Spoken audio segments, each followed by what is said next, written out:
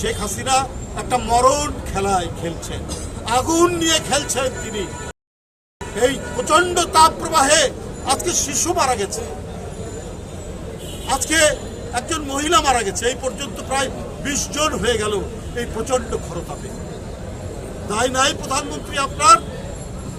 মুন্না 1 বছর জেলে থাকে, বেরিয়ে আসে, আর টুকুকে জেল থেকে নিয়ে আসার পর আবার জেলে ঢুকালো আছে। এই আসা যাওয়ার মধ্যে রেখেছে। এইটা কিন্তু শেখ হাসিনার এক ধরনের আতঙ্ক থেকে, এক ধরনের ভয় থেকেই তিনি এই কাজগুলো করছেন।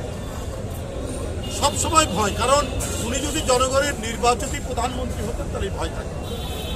উনি আশঙ্কা কখন কোন দিক দিয়ে কোন বিপদ আসে, জনগণ কোন সময় বন্যার স্রোতের মতো তার সিংহাসনের দিকে ধেয়ে যায়। এই আশঙ্কায়, এই ভয়ে, এই উৎকণ্ঠায় শেখ হাসিনা সারাক্ষণ